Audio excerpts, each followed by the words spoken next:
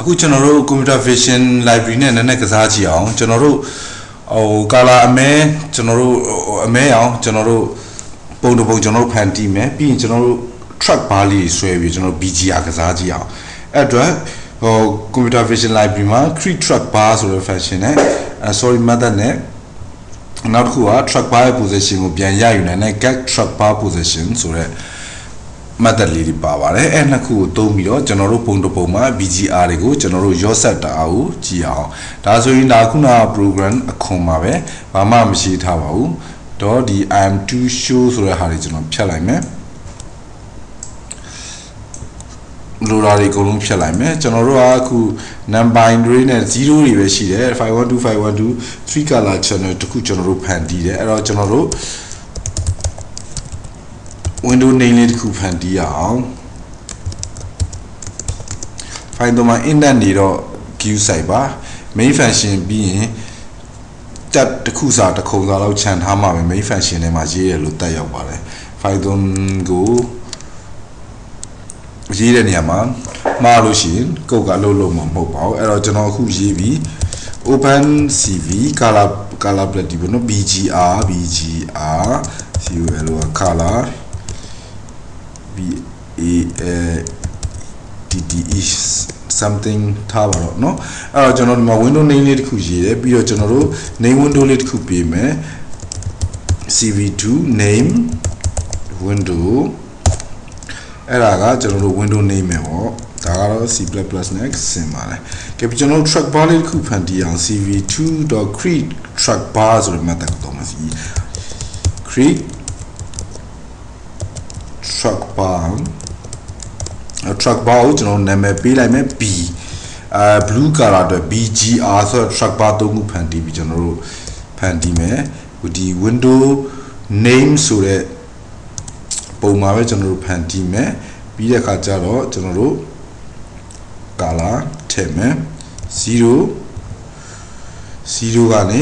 255เนาะ range ကကျွန်တော်0ကနေ255ထိထည့်ပေးမယ်ပြီးရင်ကျွန်တော် function တစ်ခု passing through လုပ်ပေးရမယ် function ကတော့ empty efficiency ဘောเนาะ empty function เนาะဒါကျွန်တော်တို့ဒါမျိုး track bar 3ခုရေးမယ်ပြီးရင် copy ကူးမယ်ဆိုတော့ကျွန်တော် copy paste ပဲလုပ်လိုက်မယ်အဲ့တော့ bgr စင်တိုင်းပဲရေးသွားမယ် bgr အဲ့ပြီးတော့ကျွန်တော် empty function ကိုကျွန်တော်တို့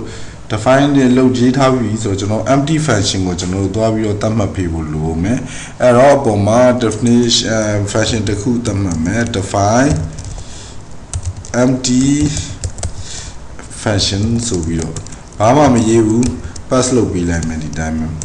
ဒါပါပဲအဓိကကျွန်တော် main function ထဲမှာပဲရေးတာဖြစ်တယ်အဲ့ခါကျတော့အခုကျွန်တော်တို့ရေးပြီးပြီဆိုရင်ဒီ void key ကိုဖြတ်လိုက်မယ် program run ပုံကကျွန်တော်တို့ဟို cursor position နဲ့ကျွန်တော်တို့ color တန်ဖိုးတွေကိုအများနဲ့ထည့်နေမှာဆိုတော့ကျွန်တော်တို့ while loop လေးနဲ့ program ရေးမယ် while 1လည်းရတယ် while true လည်းရတယ် infinite loop လေးဖန်တီးမယ် break မဖြစ်မချင်းကျွန်တော် loop ထဲမှာထွက်ဆိုတော့ cv2.iam shown အမှကျွန်တော်တို့ပြမယ် window name ကျွန်တော်တို့ရဲ့မျိုးထည့်မယ်ပြီးတော့ကျွန်တော်တို့ရဲ့ map object ကြီး image 1ကိုကျွန်တော်ထည့်လိုက်ပြီးတော့ while loop ထဲမှာကျွန်တော်တို့ break လုပ်ဖို့ကြိုးစားမယ်ဒါကတော့ escape ကိုနှိပ်လို့ရှိရင် escape ကိုနှိပ်လို့ရှိရင် break လုပ်မှာပေါ့နော်27 file 3ရဲ့အရေးထုံးလေးတွေ queue site ပါကျွန်တော်လည်းခဏမှားပါတယ်မှားဆို language ကကျွန်တော်ဒီတကယ်ဟိုဟာကိုတော့ကျွန်တော် robot program တွေကို C++ နဲ့ပဲရေးတာမဟုတ်လို့တော့ file 3ဒီလိုမှအတူထွာတော့ပဲကျွန်တော်သုံးတော့ဒါဆိုရင် if bb ပြီးတော့ while loop ပြီးရင်ကျွန်တော်နောက်ထပ် main function ထဲမှာတခုရေးမှာ while loop ပြီးတာနဲ့ while loop ကထွက်တာနဲ့ main function မှာဘာလုပ်ဖို့ကြံသေးလဲဆိုတော့ destroy လုပ်ပြရမယ် destroy all ဆိုရင်တော့ destroy all windows ဆိုရင်ကျွန်တော်နာမည်ကြီးလိုက်ပြီးတတ်မှတ်ပေးစရာမလိုတော့အဲ့တော့ program မှန်လားကျွန်တော်တစ်ချက် run ကြည့်မယ် program ဒီပထမဆုံး run ချိန်မှာမှားနေရင်အရင်ဝမ်းတာဖို့ကောင်းပါနဲ့မိတ်ဆွေတို့မပြောပါနဲ့မှန်နေတဲ့ချိန်ကြရင် ပြဿနာကိုရှာလို့မတွေ့နိုင်တော့ပါဘူးမှားနေတဲ့အချိန်မှသာလေပြဿနာတွေဖြေရှင်းနဲ့တဖြည်းဖြည်းကျွမ်းကျင်လာပါလိမ့်မယ် CD ကျွန်တော်ရဲ့နေရာက CV find them part 1အမှာ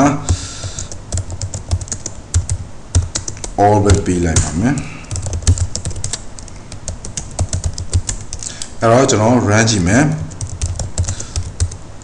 find on truck bar find on ဟုတ်ပြီဒီမှာ truck bar သုံးခုထွက်လာတယ် BGR 0ကနေ255ထိကျွန်တော်ရွှေ့ကြည့်မယ် take no argument empty function အလုပ်လုပ်တယ်ဒါပေမဲ့ type error ပြနေတယ်type error find on ဟာပဲเนาะ type မှားလို့ပေါ့ဗျာကဲဒီမှာဒါဆိုရင် BGR လေးဒီပုံလေးကမပြောင်းသေးဘူးပုံလေးကမပြောင်းသေးဆိုတော့ကျွန်တော်နည်းနည်းထပ်ပြီး escape နှိပ်ပြီးတော့ထွက်ကြည့်အောင် okay ဟုတ်ပြီအဲ့ဒါဆိုရင်ကျွန်တော်တို့ while loop ထဲမှာကျွန်တော်တို့ဘာရေးမလဲဆိုတော့ truck bar ရဲ့ position ကိုကျွန်တော်တို့တစ်ချက်လောက်ယူအောင် truck bar ကျွန်တော်တို့ကဘယ်ကိုဆွဲလိုက်ညာကိုဆွဲလိုက်ရှိနေမယ်အဲ့တော့ truck bar ရဲ့ position လိုက်0ကနေ255ထိကိုကျွန်တော်တို့က color တွေ change ပေးဖို့လိုတယ်အဲ့ခါကျတော့ကျွန်တော် color 3ခုကိုကျွန်တော်ဖန်တီးလိုက်မယ် blue ဆိုတဲ့ color ကဘာလဲဆိုတော့ CV2 ရဲ့ get truck bar ပို့ဆိုပြီးတော့ကျွန်တော် truck bar နာမည်ကိုပေးလိုက်ရပြီ get truck bar post เนาะဒါတွေကကျွန်တော်တို့သူ method တွေအစင်သင့်ရှိတဲ့ခါကျတော့ကျွန်တော်တို့ U3 ရုံမယ်တခြားဘာမှတူထွားထွားရေးစရာမလိုဘူး window name okay copy ကူးလိုက်မယ်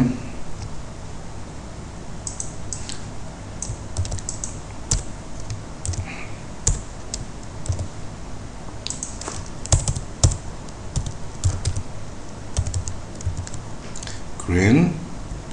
BGR ဆိုတော့ red ပေါ့ဟုတ်ပြီဒီမှာကျွန်တော်တို့လိုက်ပြောင်းမယ် G ပေါ့ R ဟုတ်ပြီအဲ့ဒါဆိုရင်ကျွန်တော်တို့က blue green red မှာ truck bar ရဲ့ position လိုက်တန်ဖိုးတွေရောက်နေပြီဒါကိုဘယ်လိုလုပ်မလဲဒါကို image တွေကိုကျွန်တော်တို့ image object တွေကိုကျွန်တော်တို့ထည့်မယ်image object တွေကိုထည့်မယ်ဆိုတော့ file တော့မှာဒါ include exclusives ပါအဲ့ဒါကိုသိချင် file တော့ကိုဖတ်ပါအခုကျွန်တော်တို့ blue green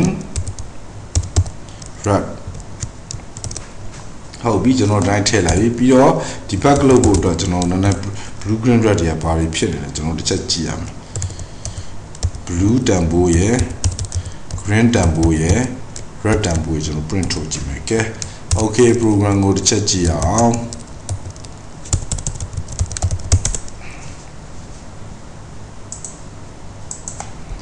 အဲ့တော့ခုန run လာရှိတယ် okay ဒီမှာဘာမှမလာသေးဘူး000ဒီမှာမစ်လို့မြင်နေရတယ် BGR တန်ဖိုးကို print လုပ်ထားတယ်ဒီဘက်ကြီးရချက်ကျွန်တော်အခု blue အပြာလေးကိုရွှေ့တယ်ပြာလေးကိုရွှေ့ပြာလာပြီเนาะ green ကိုရွှေ့ကြည့်မယ် green ဖြစ်သွားပြီ red ကိုရွှေ့မယ် red ဖြစ်သွားပြီ okay color နည်းနည်းဆက်ကြည့်အောင်ရောသမမှွေကြည့်အောင်ဟုတ်ပြီ color တွေ change နေတာကိုတွေ့ရပါလိမ့်မယ်ဟုတ်ကဲ့ပါခုသင်ခန်းစာတော့ဒီလောက်ပါပဲဒီချာလေးရအောင်လေ့လာကြည့်ပါအခြေခံလေးတွေပါကျေးဇူးတင်ပါတယ်